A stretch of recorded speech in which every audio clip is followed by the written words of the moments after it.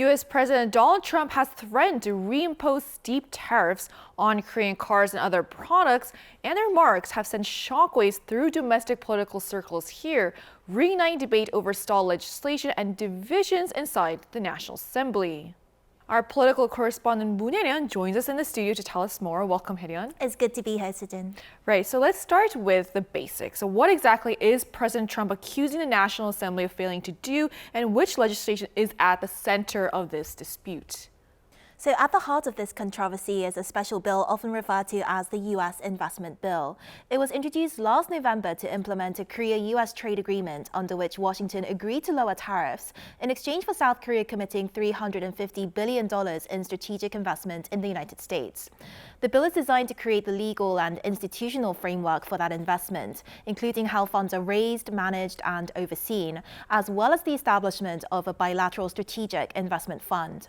Without this law, South Korea lacks a clear domestic legal basis to fully execute the commitments outlined in the agreement. While the government argues that it fulfilled its initial obligation by submitting the bill on time, the legislation has yet to clear the National Assembly. U.S. President Trump is now citing that delay as evidence that Seoul is dragging its feet and has warned that tariffs on Korean goods, especially automobiles, could jump back up to 25% from the current 15%. So while both the ruling and opposition parties agreed that the bill is necessary, the process has been stalled. So where exactly are the lawmakers clashing, and why has this become such a political flashpoint? So the conflict isn't over whether South Korea should cooperate economically with the United States. It's over constitutional authority and procedure. The ruling Democratic Party maintains that the original agreement with Washington was a non-binding memorandum of understanding, not a formal treaty. So from that standpoint, the government is not legally required to seek National Assembly ratification of the agreement itself.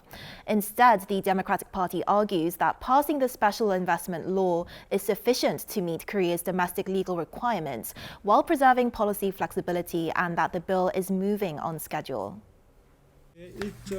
This is proceeding in line with the Assembly's normal schedule, and the government is well aware that this is how the process works. The opposition People Power Party takes a sharply different view. It argues that an agreement committing hundreds of billions of dollars, much of it tied to public resources, clearly constitutes a treaty under the Constitution and therefore must be approved by the National Assembly before any implementation law moves forward. And from that perspective, the opposition says the government failed to properly engage with lawmakers after the bill was introduced and did not signal any urgency. Since the bill was introduced, the government has made no requests or demands whatsoever to the Assembly on this matter. To close off, I want to focus on the National Assembly itself. So what are the next procedural steps, and how soon could this bill realistically move forward? So the government and the main ruling party have formally aligned on beginning full legislative review in February, following a party government policy meeting held on Tuesday. According to ruling party lawmakers, the administration had originally asked for the bill to be submitted and passed by February, with December and January treated as a customary cooling-off period for legislation.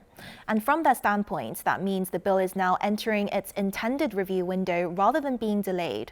Based on that agreement, the Strategy and Finance Committee is now working with both parties to open full committee sessions in the first and third weeks of February, where the special investment bill will officially be taken up. Once those meetings are held, lawmakers intend to move deliberations forward without further delay, citing concerns that prolonged inaction could invite additional pressure from Washington. At the same time, the opposition is signaling it will scrutinize the process closely, meaning procedural disputes could still affect the pace. So as a result, while the February review is now on the table, how quickly the bill advances will depend on whether lawmakers can narrow those procedural differences once committee deliberations begin. All right, thank you so much for your report today, Hae-ryun. Thank you for having me, Sejin.